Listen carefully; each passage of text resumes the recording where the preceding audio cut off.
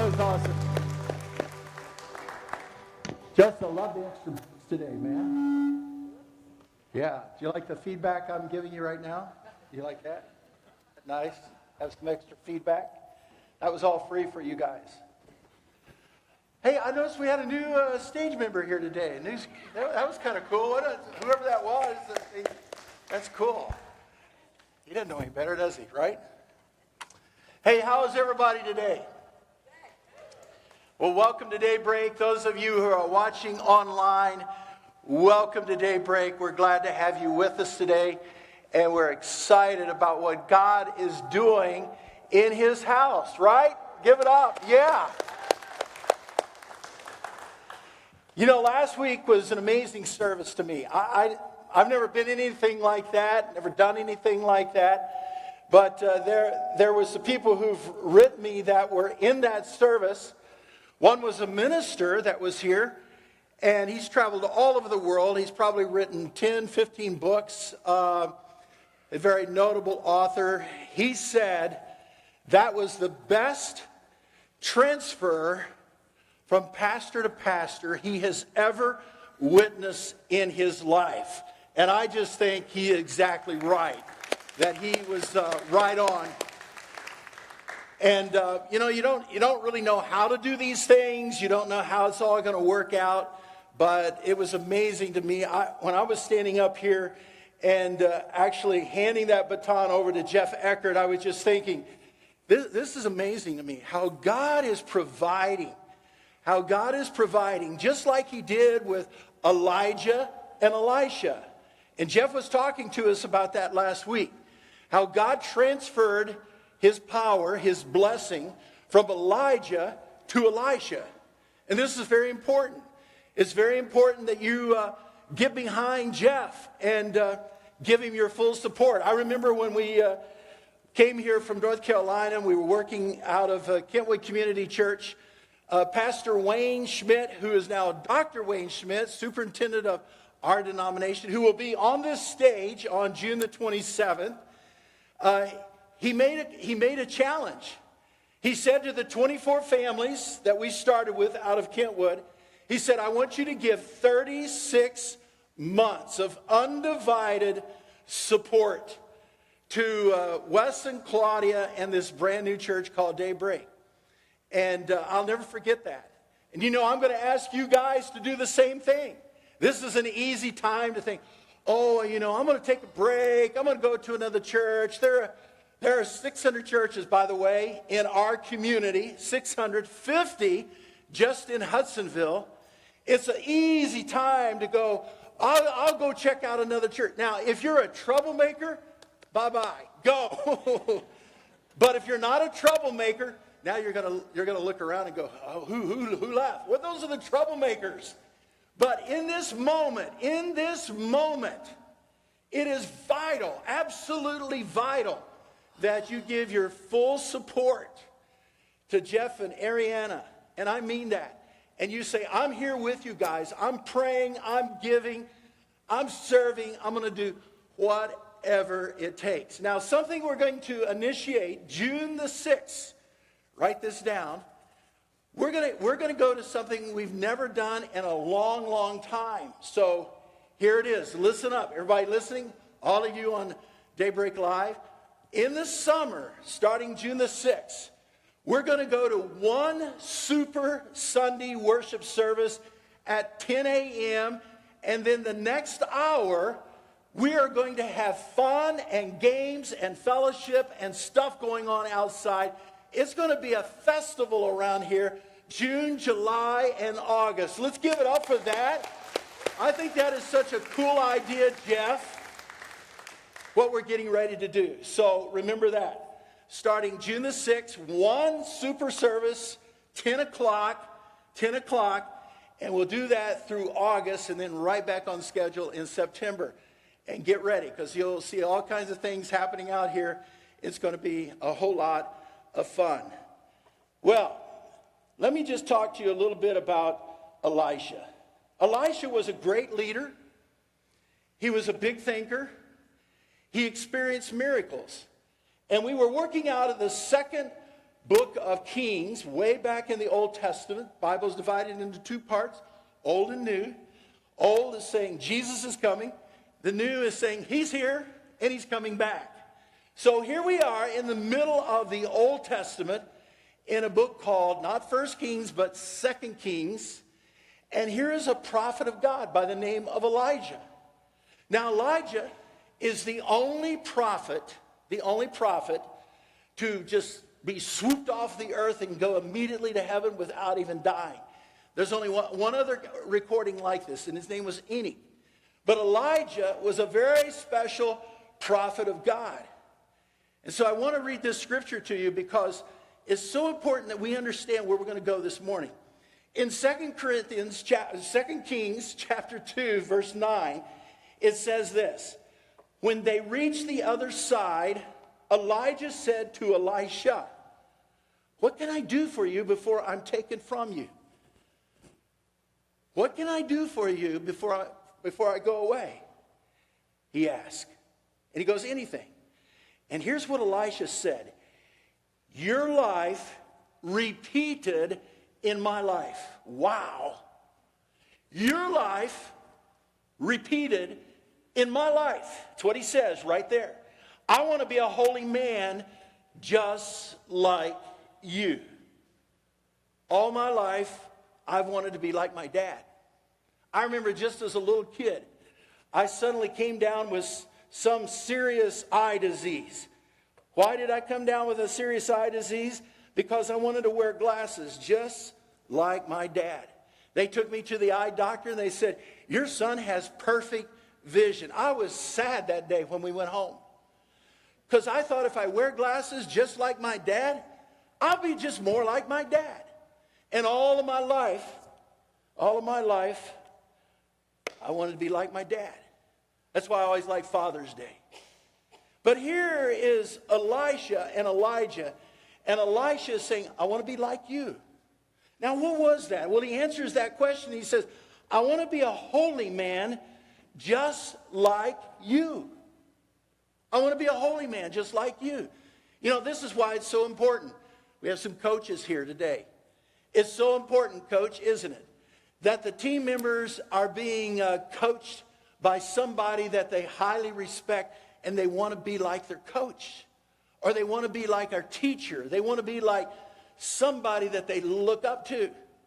That's why this is so important here. He says, I want to be just like you. And Elijah goes, well, that's a hard one for me. If you're watching when I'm taken from you, you'll get what you've asked for. But only if you're watching. Now, God granted Elisha his request. Why did he grant his request? Because his motives were right. They were pure. Not because he wanted to be better, not because he wanted to be more powerful, but Elijah was his hero and the leader, and he wanted to say, I want to be like you. I want to be like you. And his motives were for one reason, so that he would glorify God. Boy, that's a challenge, isn't it?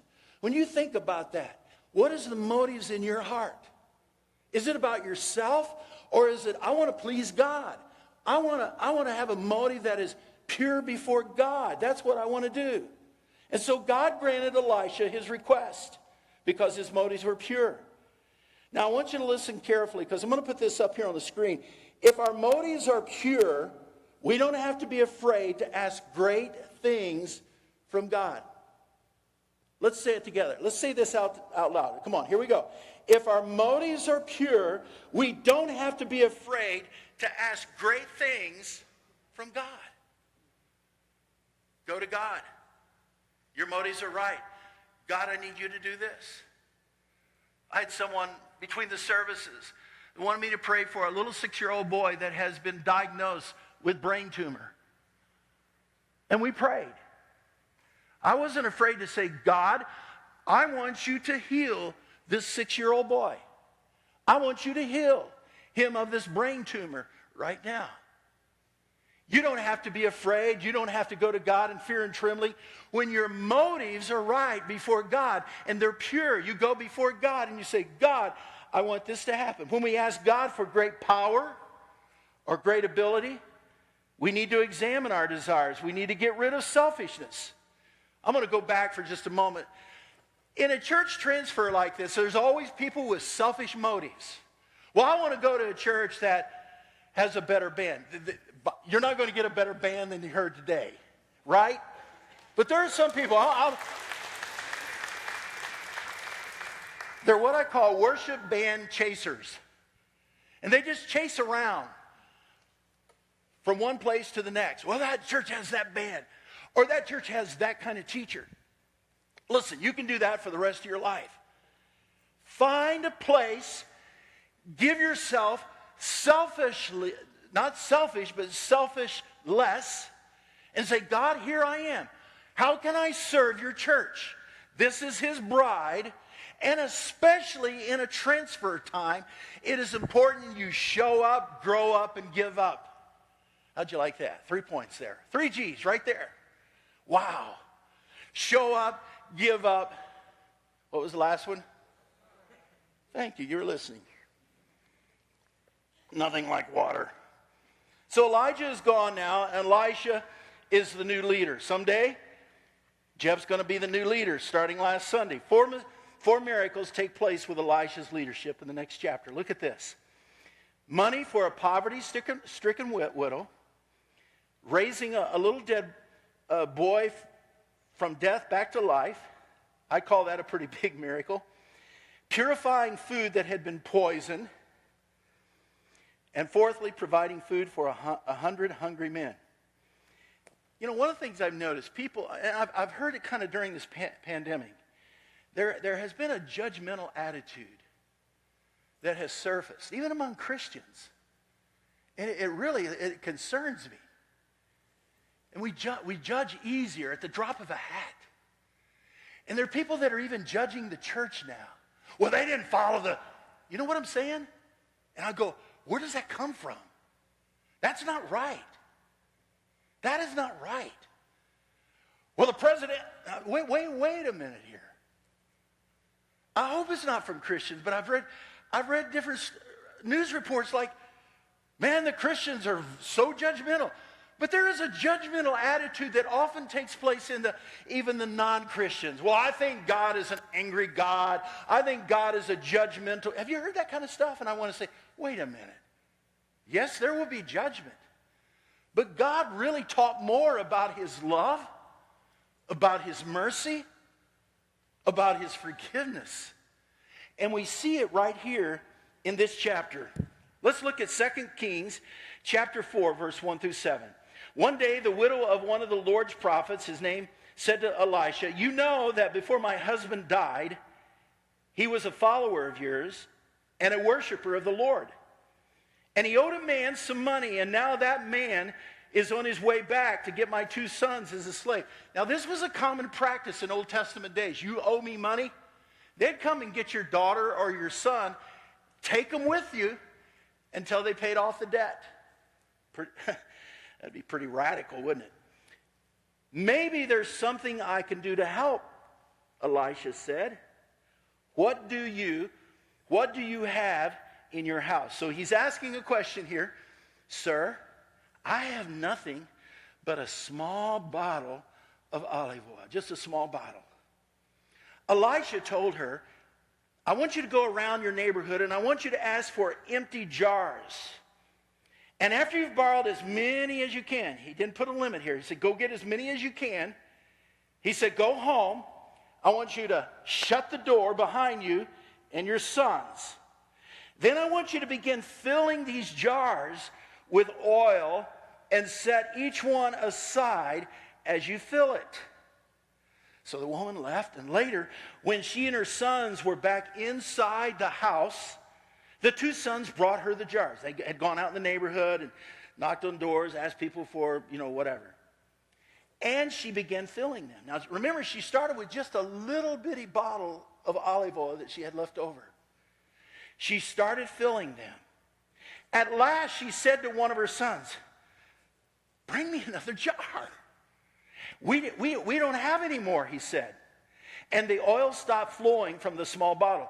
So here, as long as he brought a jar and he was pouring this oil, that oil just kept coming out, kept coming out. Amazing, isn't it? Amazing to you? After she told Elisha what had happened, he said, now I want you to sell that oil, and I want you to use part of the money to pay what you owe that guy that's coming for your sons. Go and pay him. Now, whatever you and your sons have left over, live off of that. This is such an important lesson for the church. You know, I was listening to Jeff last week, and I took this scripture home, and I thought, so how does this really work in our time with a church like Daybreak? How has this worked in our past? How is it working now? And how is it going to work in the future under Jeff Eckert's leadership? How will this work? So I started thinking about this, which is a good thing, right? To be thinking and praying and just talking to the Lord. And I'm writing as I'm thinking here. And I thought back 32 years ago. I thought back to the time that we were feeling in our hearts, Wes needs to stop traveling, working for his dad. I need to come off of the road, doing great work for my dad, loved my dad, loved his ministry, saw tens of thousands of people saved all over the world. We have somebody here from Liberia today. I've worked for my dad in places like Nigeria. I mean, all over the world. And I've seen thousands come to know Jesus. But I was gone too much.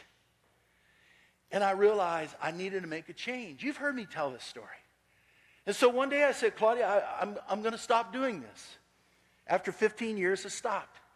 Had no promise of any job, nothing. And we just started praying, Lord, what do you want us to do next?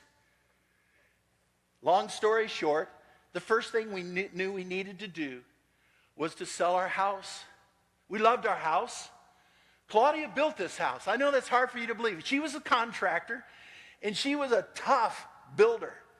I mean, this house had every little bells and whistles in it and all kinds of little things in it. We lived on 2.5 acres, had our own tobacco barn. We didn't farm tobacco, but it was on our 2.5 acres. And we loved where we lived. Not far was the beautiful Blues Lake and all of that kind of stuff. And we loved living there. But one day we came to the conclusion, if we really mean what we say we mean, and we know that God is dealing with our hearts about a move, and that we are to continue in some sort of full-time ministry, we've got to sell out. You say that's easy? No, it wasn't easy. It was one of the hardest decisions we ever made. Claudia had a wonderful teaching job, had just gotten a big promotion. She was a star teacher. The superintendent of schools of Winston-Salem, they would always bring him to her class because she is so good looking. Was my conclusion. It was hard. Sell everything. I want you to move to West Michigan. We didn't know anybody here, but something went off inside. I want you to move here. Claudia said to me, if God is really working in this, wouldn't we be able to sell this house? Well, now, you may have remembered, and maybe you didn't. In 1989, there was this huge drop in real estate. We lived 8 miles out in the country from Kernersville, North Carolina, and to put this house up for sale was like, you got to be kidding. She said something like this. She said, if this house will sell, listen to this, if it will sell in 1 week, I know God is in this. Don't you think that's a bit much to ask of God? Now, if your motives are pure, you can do what? What can you do? If your motives are pure, they're not for selfish reasons, they're not to please you, you can do what? You can ask really anything. And so she asked for this. I remember her saying it to me. We were in the kitchen, and she says, God will sell it in 1 week if we're supposed to do this. I thought, she's nuts. She wasn't raised in a Christian home. She doesn't know things like I know. It does not work this way. 2 days later, we get a call, the house sold. Folks, that is a miracle of God. That is taking the empty jar, pouring oil into it and watching God just fill up the jar. And there's an amazing thing that begins to happen. Are you guys with me today? Are you guys with me? Are you with me online? Do you see the miracle of God and how he wants to work? Bring me your pure and unselfish motive, and I'll do anything for you. God sold that house in a matter of just a few days. When we go back to North Carolina, invariably, we drive the 8 miles out from where my parents live, and we go by it. Did it just recently. Take pictures of it. It's still beautiful. I remember building that front doorway myself, going to the lumber yard. The owner was a good friend of mine, and he said, go back there and get anything you want. No charge. And we built that front. We built the staircase, the walls. I mean, it was so much fun. Had our hands all over it. God said, I want to see if you mean business. I want to show you a miracle of God. He showed us a miracle. What I'm going to do the next few minutes, I'm going to do some reminiscing. I'm going to go back to 1989, and I'm going to apply this scripture right here. And I'm going to show you how God can work in your life, in your family, in your business. And most of all, I want to use this church as an example of God's miracle working power. All right, you with me?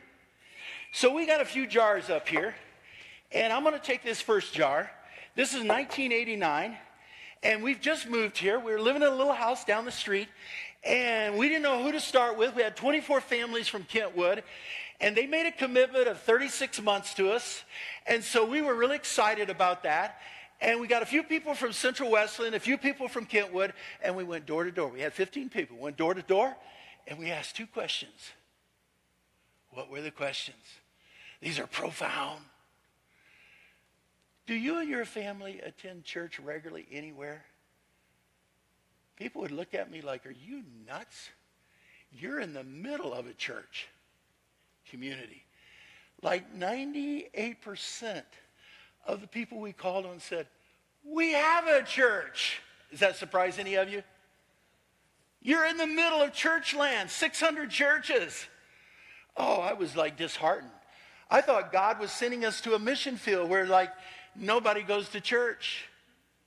No, everybody goes to church at least Easter and Christmas. The second question, I love the second question.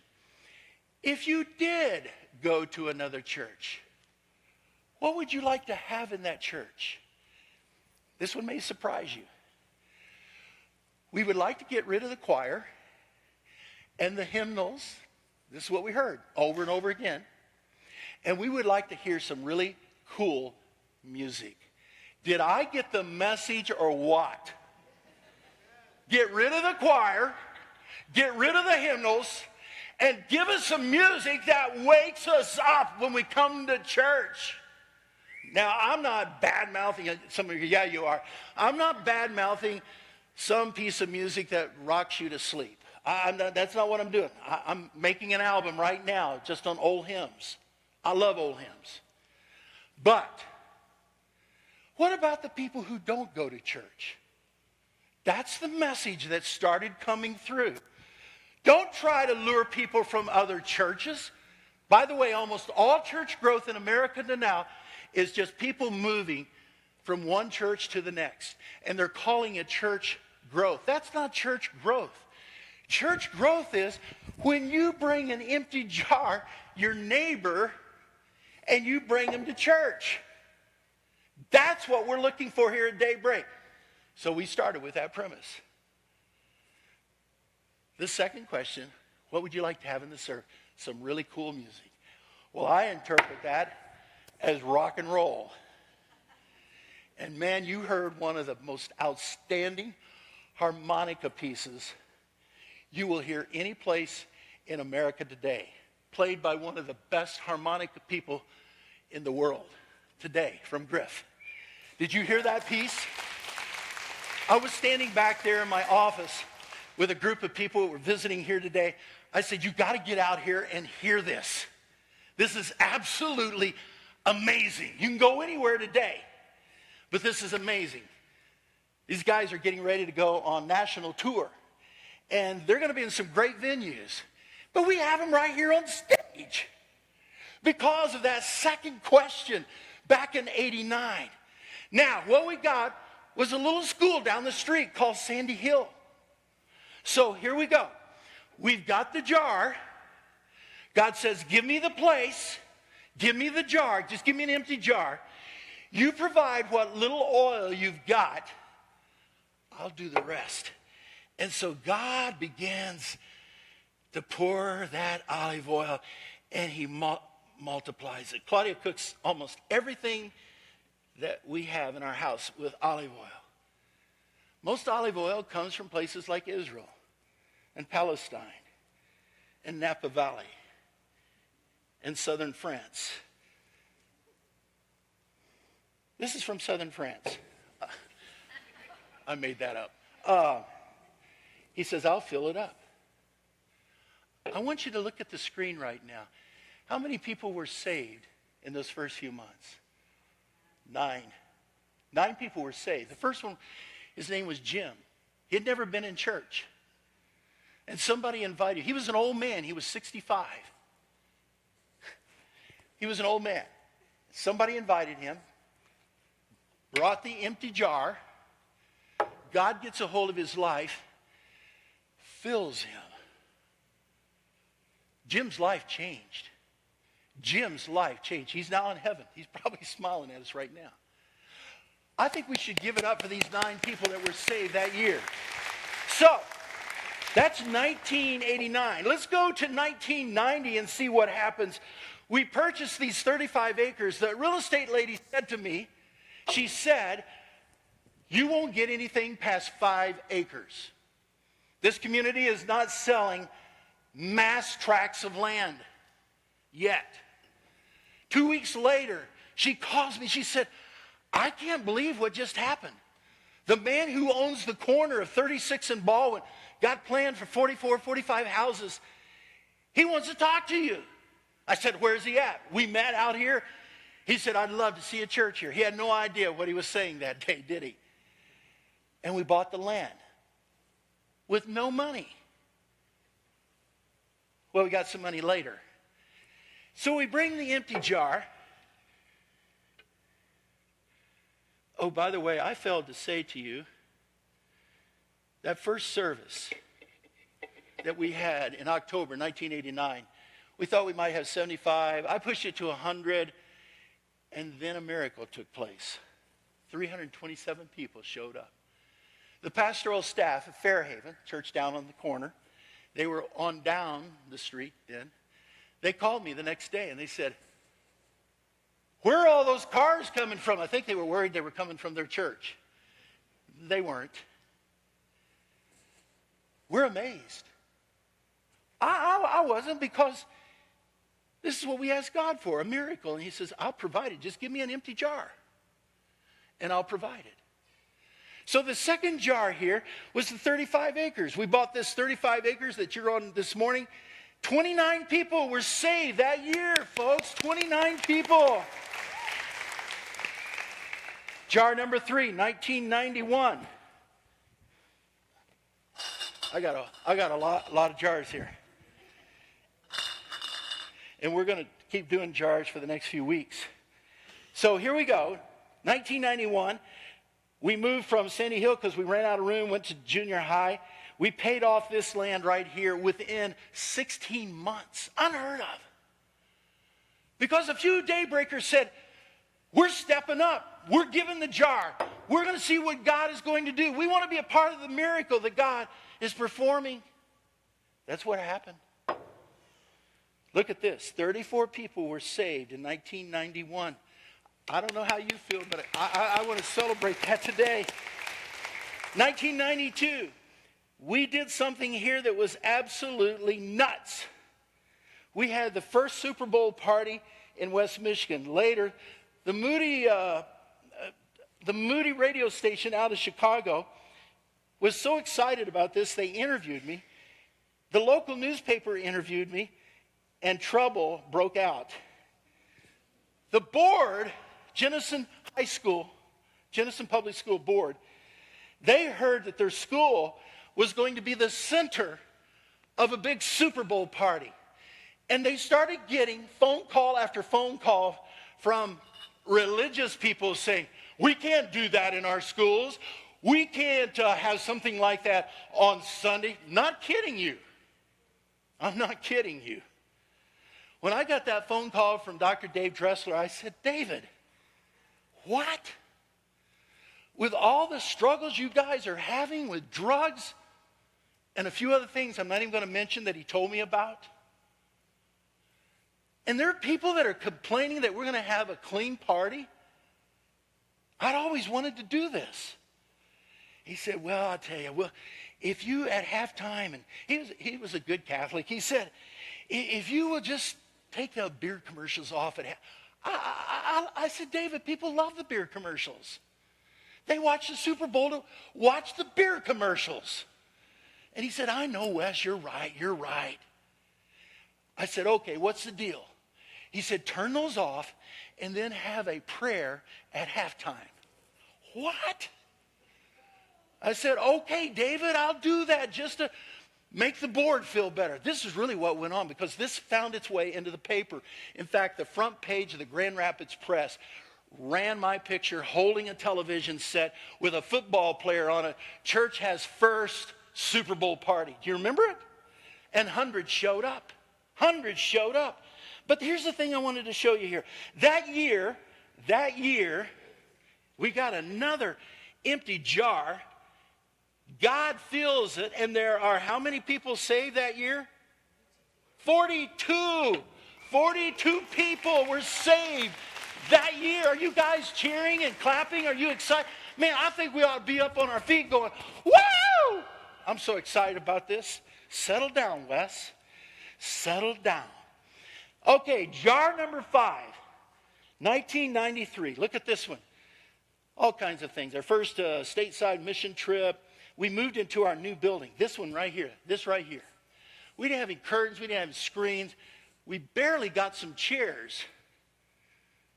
But he said, give me another jar. I will fill it. I will fill it. And what did God do that year? How many were saved that year? How many? Are you guys just like, is this how this happens? This is how this happens. Elisha says, Elijah, I want to be like you. What does that mean? His heart had pure motives and it wanted to glorify God. God, I'm here to please you, not myself.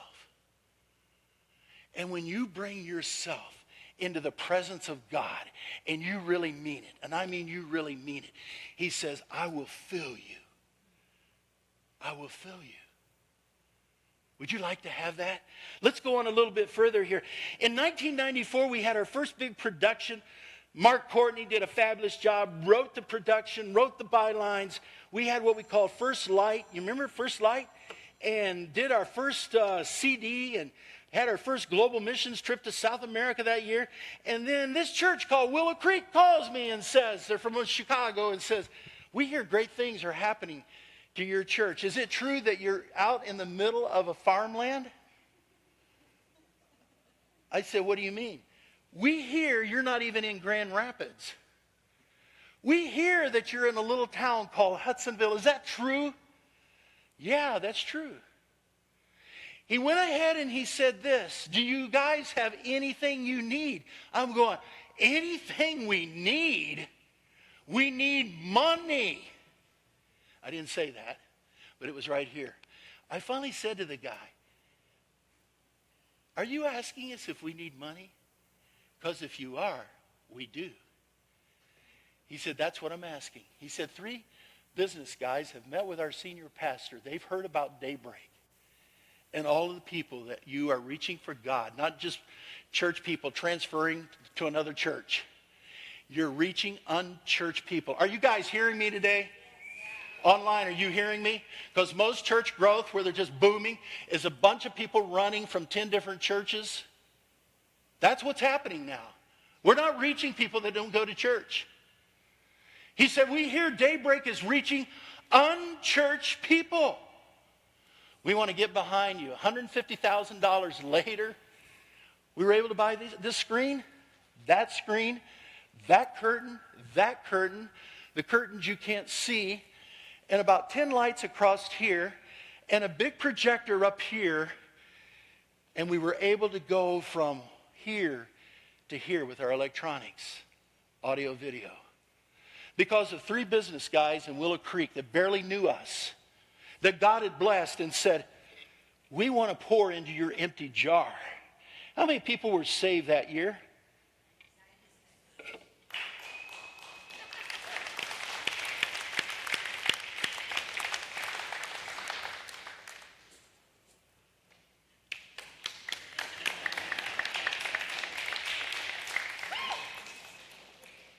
Just checking, see if it means anything. 1995, Peter Jennings, assistant, called Mary Merrill. Mary Merrill writes a little note, lays it on my desk. I read it. Peter Jennings called you. ABC News. I got up out of my chair. I walked into her office. I said, Mary, quit joking with me. Once in a while, she would get a little joke, maybe once a year. And I thought, well, this is her yearly joke. I said, Mary, just tell me this is a joke. It's not a joke. They want to talk to you. There's this guy by the name of Barna. He's watching your church reach not more church people, but non-church people. One of the few in America. And he's really interested in that. And ABC News called him and said, do you know any churches outside of Willow Creek Community Church that are reaching non-church people? And Barna said to them, they said, I'll tell you a church that's in the middle of a very religious community. It's in West Michigan. It's called Daybreak. And it's phenomenal what they're doing with creativity. It's phenomenal what they're doing with music. It's phenomenal what they're doing. I guess they didn't mention the preacher or anything. It's phenomenal what they're doing at that church. So I called the phone number. The girl that answered, her name was Robin Pogrebin, one of the assistant producers to Peter Jennings. She said to me, is it true what we hear about your church? She was a young Jewish girl, and she said, I don't know much about church, but could I come to your church? And so she flew out here. She stood right back there by that little fire hydrant right there, and she watched our service. She told me afterwards, she said, I've never experienced anything like this. I felt something today, and she claimed to be an agnostic. If Peter is interested, could we bring a crew back here and do a story on Daybreak? This is unheard of. On this stage, July the 27th coming up, there's going to be a guy on this stage who was rocked by that program that was on ABC, who was out west when God got a hold of his life and he was watching that program. They did a program called In the Name of God that was watched by 15 million people. The most requested video at that time, VHS, I know you don't know what those are, that they'd ever received. He says, give me an empty jar. Try me. Let me fill that jar.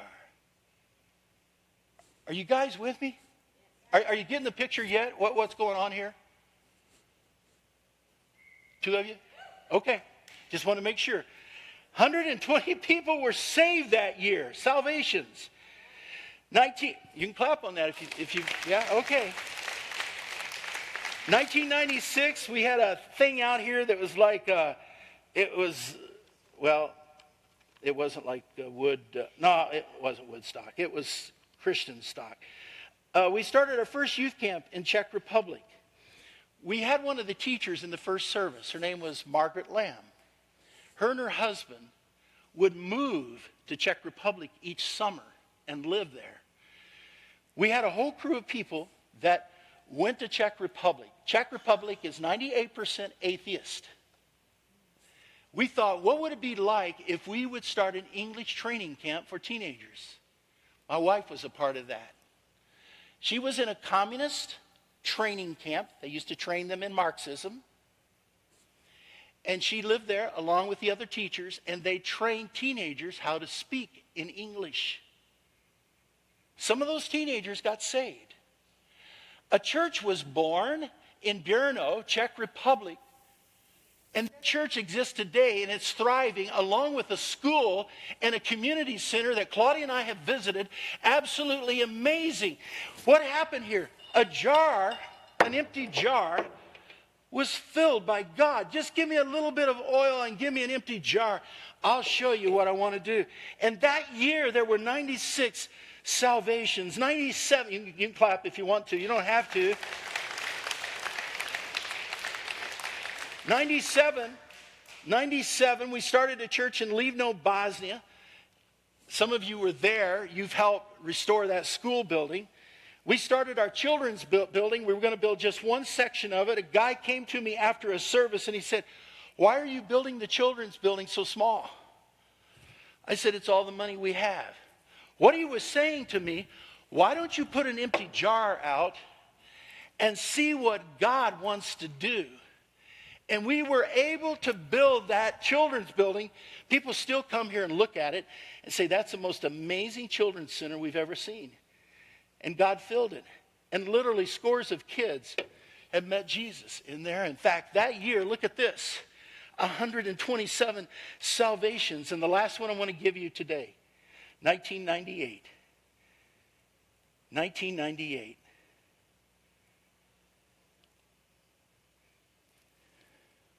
I met with the mayor, Mayor Logie, Grand Rapids.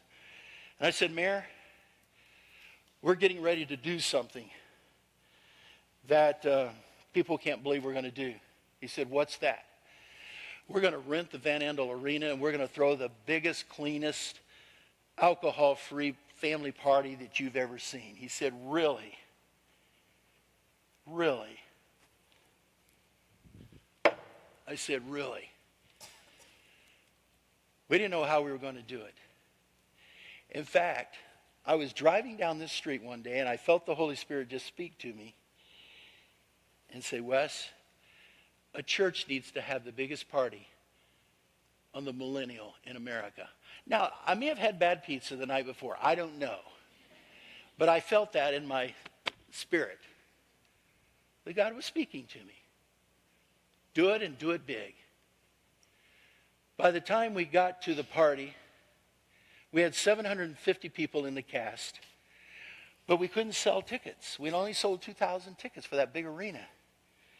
And a friend of mine met with me and said, "I have another guy I know. I'd like for you to meet him. His name is John Wheeler. He's the CEO of Rockford Construction Company." So I met John Wheeler downtown at a little school. We'd never met each other. We went into this little school. We had pleasantries, and we sat down in the school library, and they put me on a little chair. Now, really, I needed 2 chairs to set this on, but they put me on that one chair. The chair became invisible. You couldn't even see the chair. And I sit there, and I listen to the principal, Mrs. Jones, describe her school that was loaded with poverty. To my left was John Wheeler, and I looked over at him, and he's weeping. To my right was another friend, and then Claudia. They were weeping, but I wasn't weeping, and I'll tell you why I wasn't crying. All I could think about was fill the Van Andel Arena, stupid. I'm saying that to myself. We need tickets sold. And Mrs. Jones looked at John Wheeler and said, "What does the school need?" I'm going, "I need to sell tickets." I didn't say that, but I wanted to. I wanted to blurt it out. "We need to sell tickets here, man." "Well, we need a new science lab." And John said, "Consider it done." "What else do you need, Mrs. Jones?" And she named off a couple of other things, and I just thought, whatever leftover money he's got in his pocket, it's gone now. And then before we left the room, he looked at Mrs. Jones, and he said, "Mrs. Jones, this man is with me here, and he's trying to fill the Van Andel Arena with some people on New Year's Eve, 1999. Would you have any of your kids or maybe their parents that would like to go to that party? If so, would you just put up a poster, let kids sign up? And I'm thinking, they don't have money. They can't buy a ticket. We may get 40 or 50 tickets. Wednesday, Claudia gets a phone. I think it's Tuesday or Wednesday. Claudia gets a phone call. And they said, 1,000 people have signed up. I'm thinking, oh, is this supposed to be good news or bad news?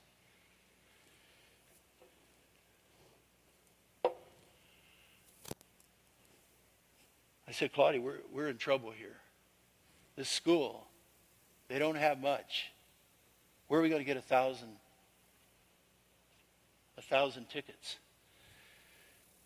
So she called Ticketmaster and they said, well, we don't have any more of the cheap tickets. The $20 tickets are gone. I thought, oh my, this is not good. But we got $50 tickets and I'm going, 1,000 times 50? What is that? 50,000.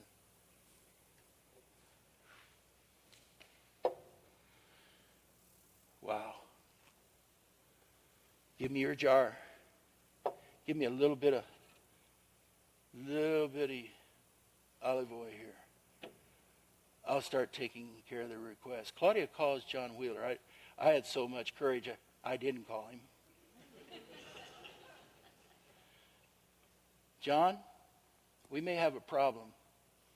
What's that, Claudia? We have 1,000 families that want to come to the party. Okay, that's great. I told you I'd buy those tickets. You said you had a lot of $20 tickets. John, that's the other reason I'm calling you. We have no $20 tickets. Well, what's the next level? $50. Claudia, come by. I'll give you my American Express card, and I'll buy every one of them. With his personal American Express card, Claudia took it down to Ticketmaster at the Van Andel window, stood there 2 hours as they came out the window. 1,000 tickets at $50. Would you like to have an American Express card like that? He said, just bring your empty jars. Let me fill them. This church, this is what it's all about right here. Right here. I hope you're getting it with me. I'm so thankful for what Jeff started last Sunday. Because the Holy Spirit really got a hold of me and said, Wes, first of all, before you look at the future, you need to look at how I've blessed your church. When you bring those empty bottles and you set them out there, I will start filling those jars. We're going to take another Sunday or two, and I'm going to take you on through a few more years. What do the numbers add up? Anybody sitting there adding up the numbers? What are they up to now? 838 salvations.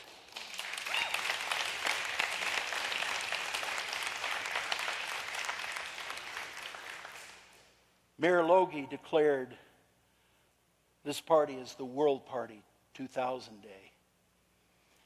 We had over 10,000 that showed up that night. From women's shelters being brought in limos, kids that had never been inside the Van Andel arena. And for the first time, they began to ask questions. Who put this party on? God did. God put this party on. Are you getting the picture of what his church is supposed to be about? Oh, feed me, Wes. Fill me up. Give me more stuff that I am about and I want. No. Elijah says to Elisha, what's your motive? I want to be filled up so that I might glorify God. Are you there? You may be here today or you're watching online right now and you're saying, Wes, I'm very religious, but I've never known Christ personally. I've never had a relationship with him. I don't know what it means to be forgiven. I don't know what it means to experience his mercy. I don't know what it means because I'm a bad guy. I'm a bad person. People don't know that, but I am. He knows. And he says, bring your empty self and let me just fill you up with my Spirit.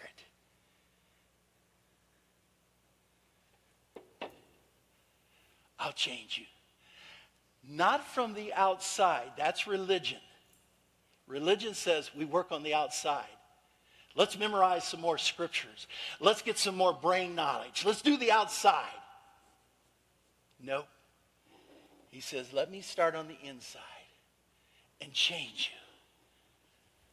And change you forever and give you eternal hope, eternal salvation that will take you into eternity. And when you pillow your head at night, you don't have to cry yourself to sleep anymore because you have hope, you have faith, and he wants to change your life. That's the Jesus that we're talking about here at Daybreak.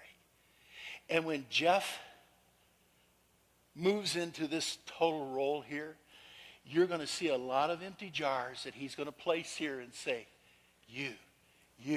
Where's your neighbor? Where's your neighbor? Where's your neighbor? Where's your gift, your talent? Where's your generosity? Where's your spirit? You ready? You ready to step up? Because Jeff is going to take us to a whole nother level. You know a little bit about Jeff, but there's mostly you don't know. Jeff is a member of the National Day of Prayer. That is such an honor. He is all about prayer, man. He is the man who started Never the Same Camp.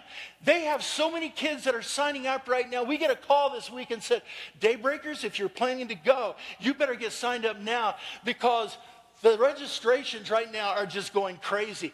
You're getting a pastor in here who's going to be one of the experts on teenage life and on family life. You're getting that kind of person. This is going to become a house where people will come and say, I want to learn what it means to be a parent. I want to learn what it means to lead my kids toward Jesus at an early age. You're getting a pastor like that.